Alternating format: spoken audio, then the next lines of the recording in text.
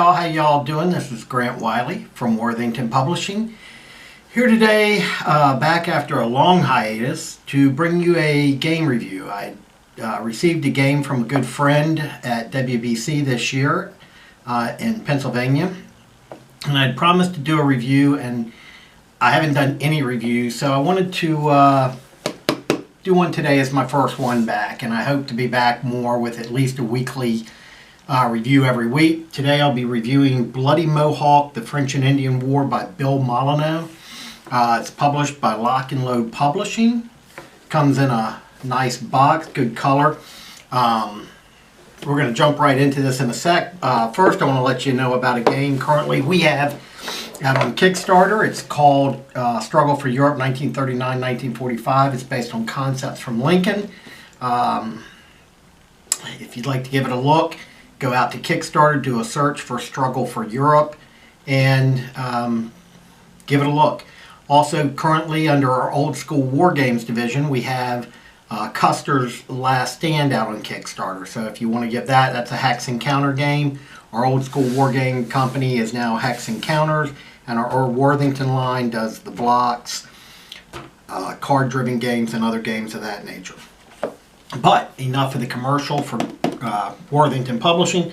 Let's get into Lock and Load. Bloody Mohawk, French and Indian War by Bill Molyneux. Bill's a big reenactor.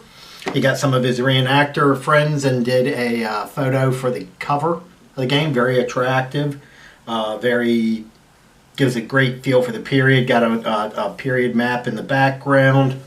And I will tell you, if anybody knows a lot about French and Indian War, it is Bill. He's a reenactor. He's really into it, him and his son, Ethan. Just a really great guy. If you know Bill, you know what I'm talking about. Good box art on the back, showing you the components, the maps. Got complexity here of 5. When I read the rules, I didn't think it was 5. I was thinking more along the lines of a 2 or 3. So if you want to introduce somebody into a great game, this is one to do. They're playable in about an hour. It comes with, I think, 9 different battles, maybe more. And solitaire, it's great for solitaire. Okay, this is just play. There's no bot system or anything. There's no cards. So you're just playing each side to the best of your ability. And because it plays quick with the die rolls, you never know how things are going to go. So let's look at the components, and I'll zoom in on these once I do the video. Open the box here, and the first thing on top is a nice full color player aid with a turn track here down the side, showing you the various types of terrain. Not too many, but just enough. Abatis, river, road, forest, clear, woods. He differentiates between woods and forest, obviously forest being heavier woods. Fort, lake, hill, and swamp. The game manual is very nice. It's printed in a booklet style, full color, and very large print, which I got my ready readers here by my side just in case.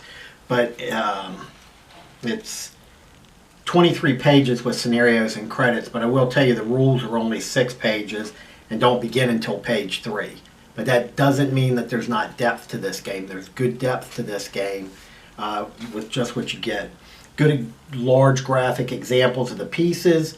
Again, terrain. And you get movement, fire combat.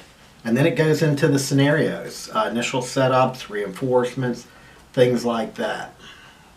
It's a very attractive game with high replayability. Like I said, it's about let's count the pages of rules here, because he gives components and introduction here. You don't really get into any rules, so it's 1, 2, and this gives you the sequence, 3, 4. You've got 4 pages of rules here. You can be through these rules in 10 minutes. Sequence of play are deploy reinforcements, first player movement, second player defensive fire, first player offensive fire, second player movement. So it's really 3 phases just repeated. Deploy reinforcements, you move, defensive fire, and then offensive fire. Units fire when they're adjacent to each other unless it's artillery, and light artillery has a range of 5. with a couple different modifiers, and long range artillery has a range of 7. 10-sided die, standard, no magic there. The pieces, I'm going to zoom in on these pieces. I've punched them and put them back into their sprue. These are gorgeous.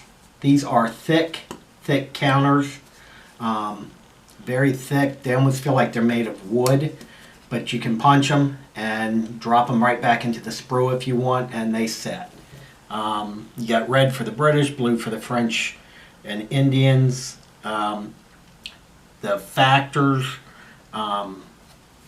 and the information on the counters is presented well, very clear, and again, some of the nicest counters I've ever seen. I really like the counters. Now let's get into the meat of the game and why this is such a great game. This is a game board. This is one of your battles. That's all the hexes in that battle. This is the Jumonville Glen, May 28, 1754. It gives you the setup for the pieces. And there's not many pieces. There's looks like 3 British and a French, or it's a clearing surrounded by woods. But very reasonable. Now you go to the Battle of St. Foy, much more in depth. You can see a lot more terrain, a lot more area to play in. You've got a more of a open field battle. Think of Siege of Quebec. Here's the Plains of Abraham, just a big open field stand-up fight between the British and French. There's 3. You got Braddock's defeat, ambush along the Monongahela here.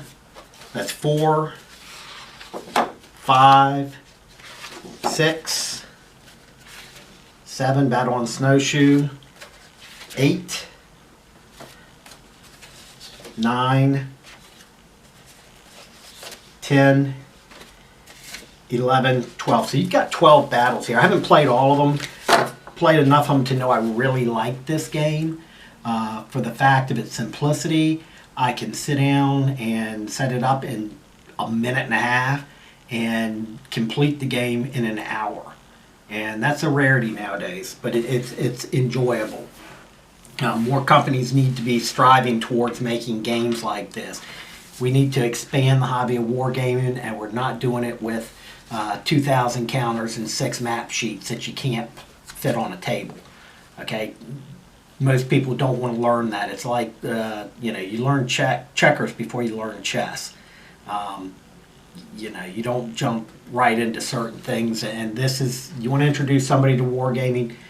Bill's done a great way to do it, but there's depth here. For instance, the Indians move quicker in woods. Units with a green movement factor treat woods as clear terrain for movement. The artillery with the long and short ranges. There's a modifier for short range. You get a positive modifier, negative modifier for longer range. Heavier cannons can't move into woods or forest. Light cannons can move into woods, but not forest. Bill's added subtle layers to reflect the war.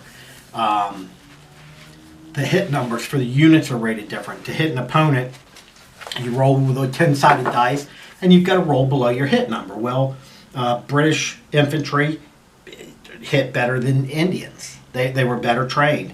So if I roll a 6 with a full-strength British unit, it inflicts a hit on the opposing unit. There's modifiers for terrain and things like that. Units are double-sided. They get flipped. Their strength gets reduced. If they get hit, you roll the 10-sided dice to see if they retreat, and it's very simple. I got a British infantry. I fire at an Indian unit. Roll 5. That's a hit on the Indian unit. The Indian unit flips. It goes from a 3 to a 2, and even a 1 sometimes. And if it rolls higher than its combat factor, it runs. And that's pretty simple. It retreats. And there's restrictions on retreat. You can't retreat into forest axes unless you have a great movement factor, which just shows the Indians can melt into the woods, whereas a British unit tried to retreat into the woods is eliminated instead. Some cool units here. You've got Rogers Rangers. Again, you've got the Indians. You've got the heavy artillery, the light artillery. Just some really cool stuff. Bill's put a lot of thought into this. Lock and Load did a great job publishing it. I recommend highly this game. If you do not have it in your lineup, you need to get it. You know, inexpensive. I don't know the price right now. I'll try and post it on the link for the game. But I appreciate Bill getting me a copy. And again, if you don't have it, I think you should get it. Bloody Mohawk, Lock and Load Publishing, great game, and I look forward to playing it more. It's a good game I can just set up and run through when I got time. You know, I need an hour to clear my head after doing some game design. This is a good one to go to because it's simple. There's not 50 pages of rules that I got to remember with, you know, 25 pages of exceptions. So, with that being said, I look forward to posting some more videos here soon and doing some more game reviews.